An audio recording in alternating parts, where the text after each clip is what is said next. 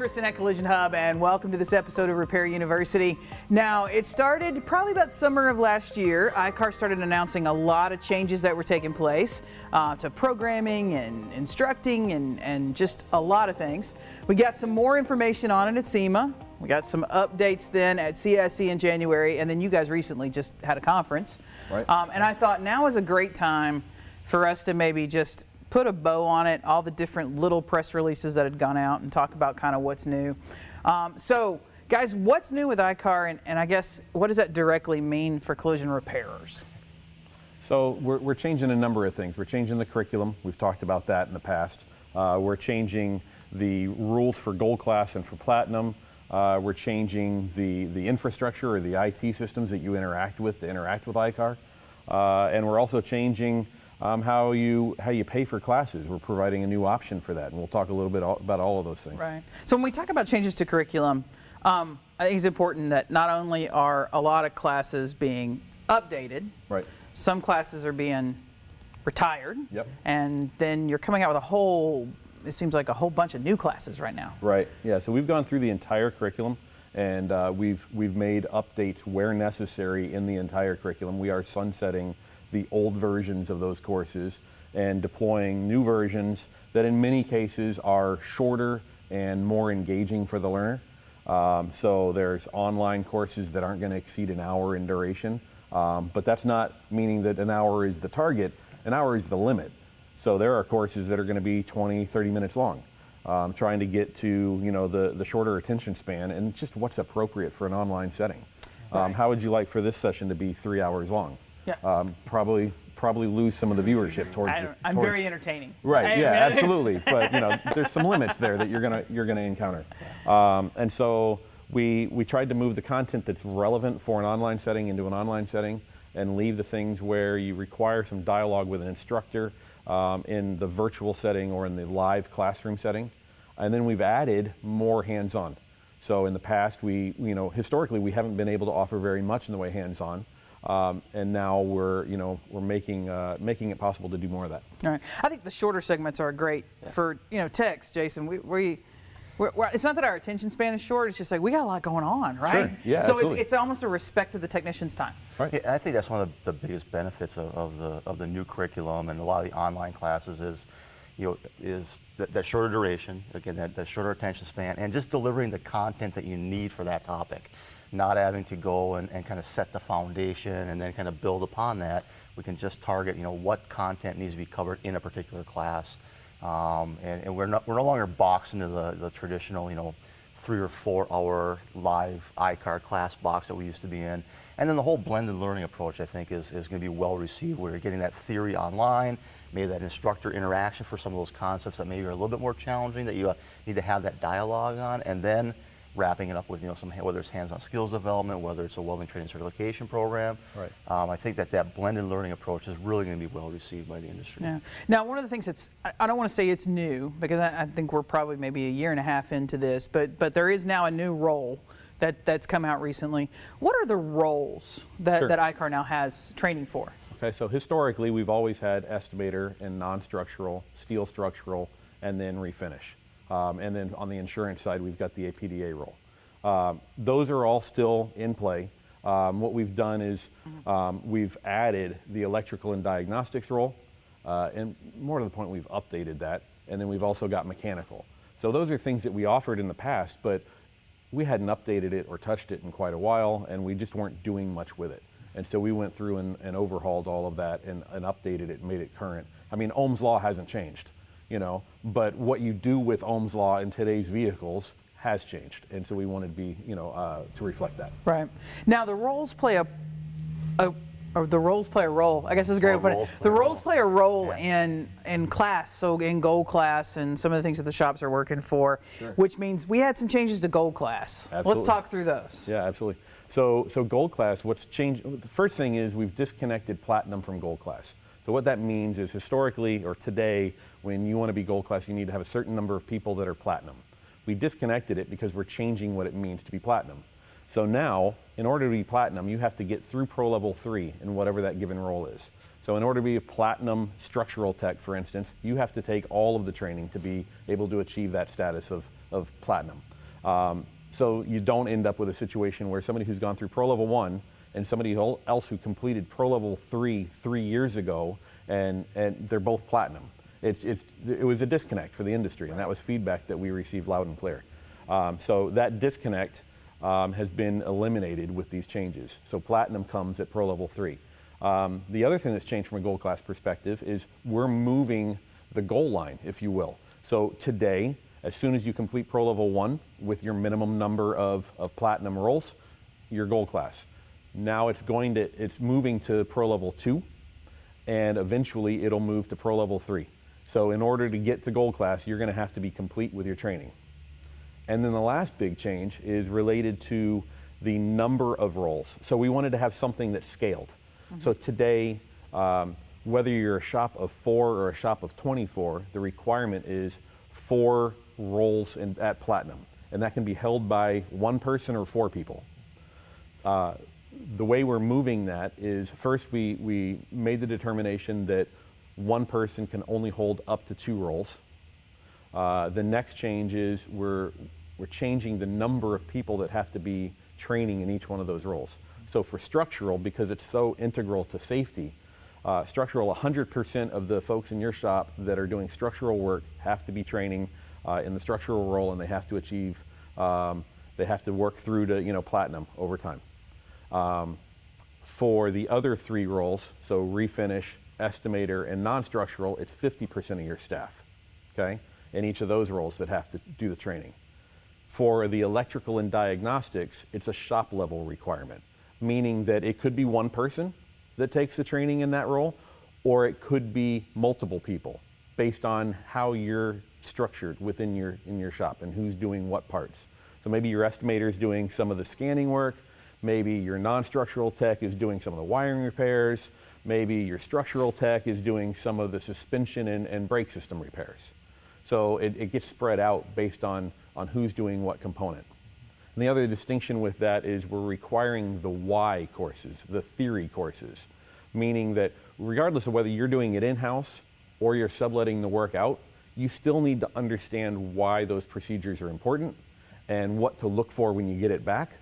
If you're also doing the work in-house, we have the additional courses available, and you can go through those courses. Yeah. What I like about this a lot is that it eliminated, I don't want to say it was a negative, right? But if somebody had to find a flaw with ICAR, you would always hear, well, it's the secretary and they just send her to all the stuff and she's holding all the certifications, and the technicians are never actually getting to the shop, or the shop owner's the one who's always out getting all the certifications, but they're not fixing cars. Yeah. So it really eliminates that. Yeah, I mean, it's about complete, safe, and quality repairs. That's the ICAR vision, and that's what drives us. And we want to make sure that people that are repairing the vehicles have been properly trained on it. And I think one thing that I really like about the new program as well, with the new electrical, mechanical kind of requirement at the shop level, and allowing that flexibility for different rules, taking different courses, because your shop may be a little bit different than mine versus different than his. Right. And we've added a lot of electrical, mechanical, and diagnostic courses. Josh and his team have put together a dozen plus diagnostic courses on everything from kind of just the high level overview of adaptive cruise control and blind spot warning to scan tools and diagnostics, calibrations, calibrating forward-facing cameras. And then one of the more recent one was a post-repair inspection kind of course on, now the vehicle's been done, we've done the calibrations, we've cleared all the codes. How do you feel comfortable giving the keys back to that customer? And what should I do when I take that vehicle for a test drive, as far as how do I make sure the adaptive cruise control is working? How do I ensure that the blind spot system is actually functioning, and documenting that? And that may include videotaping, recording it, and putting the repair order in the file. So I think that whole diagnostic role, or that diagnostic courseware that we've now got available, and having that available to those shops and requiring from a gold class standpoint is just really a big deal. Yeah, Sure. It's huge. Yeah. The road testing. I mean, I can't tell you how many shops I go into and they go, well, what does that mean? What do I do? Do I just drive around the block? Do I? You're like, well, there's some things you're going to have to do. Sure. But because we were in an industry that kind of stopped road testing vehicles almost 20 years ago, right, in a way. Oh, I can't drive the customer car. That's too much liability. But the welder wasn't liability. That was always funny to me. But yeah, so there's a lot of training there. The other thing I really like about this is that it should help one of the things I see shop owners struggle with is how to assign work, who's doing what, who should have what repairs, and by having who has the roles and training in your shop based on what your blueprint says, then there's really no discussion on who should get what jobs, and it makes my assignment process easier and that accountability process a lot easier. Right. But you talked a little bit about the pro levels, 1, 2, and 3. Sure. There's been a lot of discussion around pro level 2 specifically because of General Motors and their OE program and requirements. Let's walk through those levels so that a shop can have an understanding of what those are now. So it hasn't changed dramatically. I mean, pro level 1, 2, and 3 is still a similar structure to what it's been. It's just that we've now got the new curriculum and how it gets laid out within those pro levels. Pro level 1, as you might expect, is largely theory driven. It's largely about setting the foundation. It's about safety within the shop and personal protective equipment and things like that. Pro level 2 starts getting into the concepts of some of the different types of repairs you might make, some of the more basic hands-on skills that you might need to deliver. And then pro level 3 is what kind of drives it all home. It follows kind of the blended learning approach that Jason was explaining. The other thing that I think is worth mentioning with all of this is that in taking this blended learning approach, the other thing that we did was we started to implement prerequisites. And that's new for us. Prerequisites just means that you have to take course A potentially before course B. Now, it doesn't mean that that relationship exists for every single course, but where appropriate, we implemented that. And what that does for the learner is it means that we don't have to cover the same thing multiple times just because we don't know what you took when. So it used to be that if you took the corrosion protection class, you still would learn about corrosion protection in multiple other courses because we needed that safety net that you might not have taken the corrosion protection class first. Mm-hmm. And so now, where appropriate again, we can implement those prerequisites, and that means that we don't have to cover that.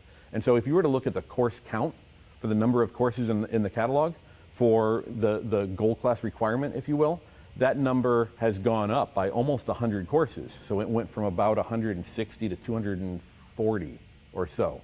Well, that sounds like we've got a lot more training, except that at the same time, the hours went down. So the number of hours represented by those courses actually went down by about 90 hours across that same catalog. Yeah. And so it's not that there's more courses or more training to take. It's that it's better allocated and it's streamlined. Yeah, and that's just more that, I want to say, kind of being respectful of everyone's time, whether you're an adjuster. Absolutely. Or, we've all got, you hated to think I'm going to spend 4 hours at night after a long day sitting in a class. Or right. We love that our facility here is a training facility, and I come by the parking lot on Saturdays driving to get some breakfast, and there's 10, 12 cars in the parking lot, and I'm like, man, those guys got up early to come to a class. So Yep. You can get a lot of training that way. It's a lot more. Right, I think it's good. I think there's a lot of shops going, what do you mean I gotta be pro level 2? And I'm like, what do you mean you're not pro level 2? That's just kind of Right. like, Yeah. that's like asking the doctor if he completed his residency before Sure. he did his things. But it now means more people in my shop are going to have to take more training more frequently. Sure. Right? And then, so that causes a little angst because money's money these days. Absolutely. But you guys came up with a solution to really help shops do that. And I think it's something that shops had been kind of screaming for a long time. Oh, yeah. And that's a subscription model. Right. So let's walk through the subscriptions. So in really simple terms, the subscription model is the price is set based on the size of your shop, so the number of technicians or relevant roles within your shop, the number of people in those roles, and it's an annual cost. So once you've paid that annual cost for your shop, you are now set to go for everyone that you employ at that location to take as much online, live, or virtual training as they'd like. It doesn't matter what role they want to take it from, it's all available. Now, I specified online, live, and virtual because it doesn't account for the hands-on skills development courses, and it doesn't account for the welding training certification courses. The reason for that is those are courses that are not required by everybody every year. And so we didn't want to build it into the cost and have you paying for it every year when you don't need it every year. The other courses, the online, live, and virtual, those have more of a recurring theme. And so what this means for a shop is, sure, you've got to train more people, but now you get to train more people and you can actually start to build a bench you know, so that maybe you don't feel like you're being held hostage by the one guy that's holding all 4 roles electing to leave. You know, you can have a bench and train, you know, the lot porter that's taking an interest, you know, that maybe you didn't want to spend the money on before. Now you can, because it's accounted for in the program. Right. I mean, when you think about, it's just one price, and now it's almost like, I like to call it unlimited training in a way. So when you think about the 3, the online and the virtual and the live classes, so if you want to come to those, I literally could have everyone in my shop on a constant journey of learning, right? Absolutely. Because even my CSRs need to learn about refinish and structural and all that, because they're the ones on the phone talking to customers, and when the customer calls in and goes, what's that on my estimate and what does it mean? My porters, development, making sure that I've got more people. You're right, I don't have to worry about the guy that comes in who says he's quitting, because since that training still follows the person, right, since they're the one that completed it. My feedback that I've heard from shops that are, you know, there's that initial, wow, okay, I got to write a check for that, and you know, and it may be $3,000, but in the grand scheme of things, wait, I'm going to put people through training unlimited for $3,000. Right. I mean, that's, I think even a small shop would be on that. Shops that you've seen that have started to adopt this, because I think we started talking about subscription models at NACE, right, which was August. I've seen some shops posting it. What's the feedback from their employees? Are they excited to have? The feedback we've heard so far is very positive. Again, it's the opportunity. If you think about it from this perspective, if you work at a location and you see that 1, 2, or 3, or maybe 4 people are the ones getting sent to training and getting the opportunity to gain more knowledge, and you're not in that group. Now, glass half empty perspective might be, well, I don't have to go, that's great. But in reality, you're left feeling, well, they didn't think I was worth in making the investment in. You know, that's part of the takeaway there. And so now everyone is part of that investment, and everyone has that opportunity to go gain some more knowledge and feel like they're part of the solution there at that location.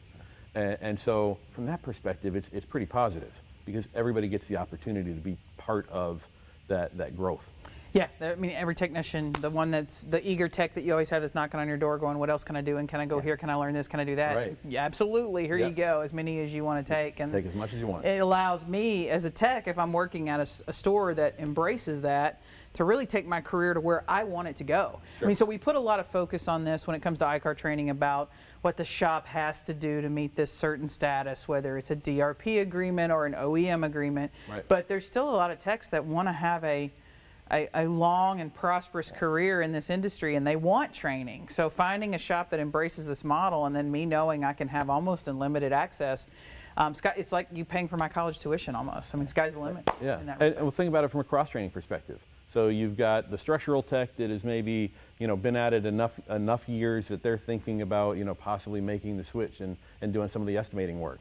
Or you've got the non-structural tech that is looking to kind of continue to advance towards structural. Well, in the past, maybe they didn't get the opportunity to take that additional training because, well, it's not critical to your role, it's not critical to my gold class requirements, I don't want to pay for it right now. Right. Now, it's included. So take what you need. Yeah, I mean, at that stage of the game, I could almost become platinum in all the different roles. Absolutely. And I'd have a lot of badges. I'd have to get a back piece from my badges. Technicians like their badges. Yeah. They like they like the patches on the shirt. I like mine. And I think back to that diagnostic role again, or the diagnostics. You know, if you've got your shop and you're trying to figure out who's going to be best suited to be kind of my diagnostic technician, rather than taking a chance and sending Kristen to a bunch of classes, and she comes back and says like, I'm not interested. Now everybody can take it, and you know, people can, you know what, I'm kind of interested in this, and kind of continue their set that career, and especially again back to the, you know, that entry level technician that, you know, maybe they're of that age where they're the digital native generation. They grew up with computers and phones, and they understand that, and they also have a passion for vehicles. But maybe again, as a shop historically, you weren't ready to invest in that individual. Now, if you can expose that young individual to the diagnostic role and tie in their digital native, you know, expertise and background, now you've kind of set yourself up even for success at the shop, as well as building a career for that young man or woman. Yeah. Well, one of the things we struggle with in this industry, that just is by the nature of how we work, is advancement in career plans for people that enter it. I mean, we just do. It's just the nature of how we are, right? You get hired in as a tech, and you're either going to be a tech till you retire, or maybe you become an estimator, or maybe you go work for a paint company.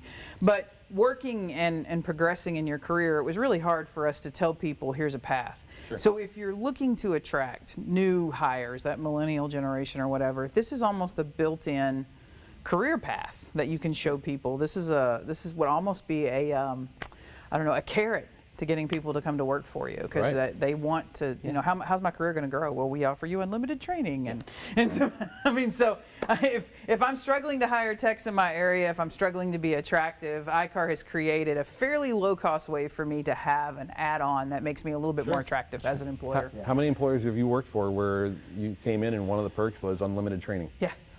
The insurance companies were great with that. I mean, that, you know, I think the role as adjuster, there wasn't a whole lot. I mean, I could be like, congratulations, you could be a middle manager of adjusters. That wasn't really a great advancement or whatever. But when you got in, they would either pay for college if it was a degree that, you know, fit. They'd pay for a master's degree. You had this online library. You could take training in almost any topic you wanted to. And so that was really, and I was one of those people that was like, ooh, I'll just take this course. It had nothing to do with claims, but, you know, it was training, so I'm going to take it and have it. Yeah. So let's, you know, one of the other things that's great about kind of, I don't want to say what's new with ICAR, but what's growing with ICAR is your OE training that you offer. Sure. Let's tell me a little bit about what's changing there. I don't say what's changing in a way, but what's growing, and then kind of how that benefits shops that they may not be thinking about right now. So our relationship with the OEs grows stronger by the day. It's more of a collaborative working relationship than I think it's ever been in the past. As part of that, we continue to look at, we scan the horizon for the vehicles that are coming, the new models, the redesigns or updates that are coming, and we're looking for things that we can go develop training on collaboratively with the different OEs. So between the curriculum team and Jason's team for repairability technical support, those conversations are ongoing all of the time. And those courses, as we develop them, we're putting them into a category that we call vehicle and technology specific training. And that category is growing by 10 to 15 courses a year. And it's keeping both of our teams pretty busy, putting together new content in those spaces. And where that comes to life for the shop is that category is something that applies to the annual training requirement. So historically, you had to take 6 credit hours per year if you had the annual training requirement. Now it's up to 6 courses. Now those 6 courses, remember a few minutes ago I said that the maximum for an online course was an hour.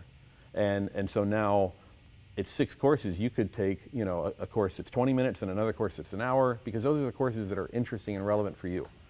And so what we're not doing is we're not going to require every single one of them, because some of them may not be relevant to your business model. Mm-hmm. So if we put together a new course on the Nissan GTR, not every shop is going to be in the network or getting exposed to repairs on a GTR. So we're not going to require that. But if it's relevant for you or if it's interesting to you, you can. Mm-hmm. So that's how that model, if you will, is starting to evolve. I think one of the, if you look back to the Ford F-150 is probably our biggest OE-specific success story, where we met with Ford, well upstream of that vehicle being released, well upstream of the speculation that it was going to aluminum, and we collaborated with Ford on that vehicle. The vehicle was announced at the Detroit Auto Show. A few months later, we had training available, ready to go, and before the first vehicle ever hit the road, thousands of technicians across the country have been trained on what Ford requires of that. That certainly has expanded into Expedition Navigator, GM, the Silverado Sierra, a bunch of courses for Nissan. We've worked with Honda quite closely on a lot of different courses from Honda, and you're going to see a lot more. And that back to that thirst for knowledge and the new curriculum.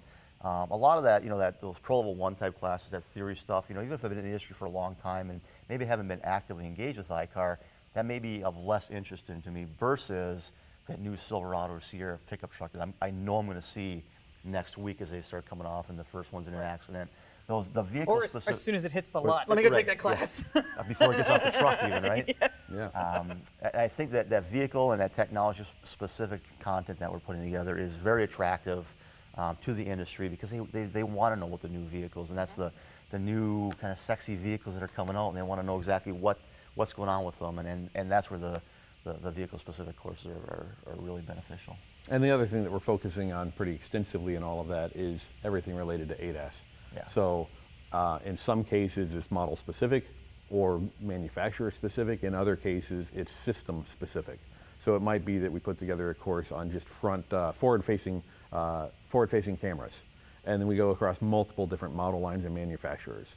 But in another case, maybe we focus on the particular approach from Nissan, or the particular system being used on this particular Ford. Yeah. So it just depends on the amount of content that's there, how we approach it. And I think that's a great point. You know, again, the traditional ICAR class where we use vehicle-specific examples throughout, there might be, again, 5 or 6 different procedures on a particular topic in a traditional ICAR course, but it's not specific to the vehicle that's in front of me.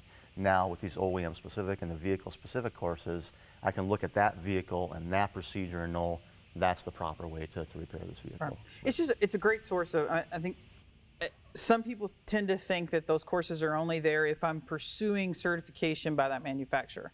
And anyone can take those courses. I don't have to be a Honda or a Nissan certified facility. I could never have any interest in being a Honda certified shop, but if I'm going to fix Hondas, I can take these classes. And it just raises that bar of knowledge. I mean, if we've complained for so many years, wrongly, we've complained that the OEs didn't have information for us, and the OEs should make themselves more available. And I don't think the OEs have made themselves this available in my 30-year career as they have over the last 10. And this is a great example of where it's like, here, industry, here's training, go take it. You don't have to come to our training facility. You don't have to be one of our dealers. You don't have to be any of this. Take this. Well, two examples related to that. One of the, not every course that we're putting out is a course that actually we've built.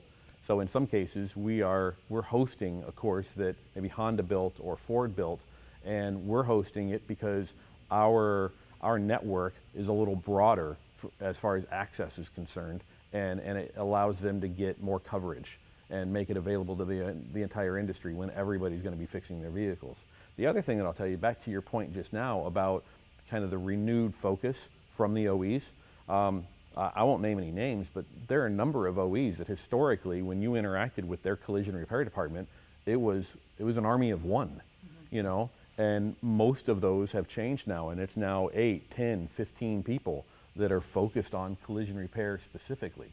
And while that may not sound like a lot of people, when you've moved from 1 to 10 or 12 or 15, that's a pretty significant change and a pretty significant investment on their part to amplify that much. And that one guy's real happy to have teammates right now. He's got friends now. Yeah. He's got people he can talk to. I think he's just happy he doesn't have to take all my calls anymore. Well, sure, absolutely. The staff meetings were a lot shorter though. Well, yeah, right. Yeah, exactly. There is that. You had to get yourself lined out for the day. We're going to go a little bit deeper with ICAR in this 3-part series. So we're still going to address a little bit more in the next episode on hands-on, what that means to a shop and how ICAR's working really inside collision repairs facilities directly. And then we're going to get a little bit more detail on RTS. You guys know it's my favorite thing in the world. I start every day on the RTS portal. And Jason's going to take us deeper into that and some things that maybe I didn't even know were there now that I'm going to start using all the time. Danielle's going to be really mad at you now for showing me all of this stuff. So we'll see you on part 2 of the ICAR What's New.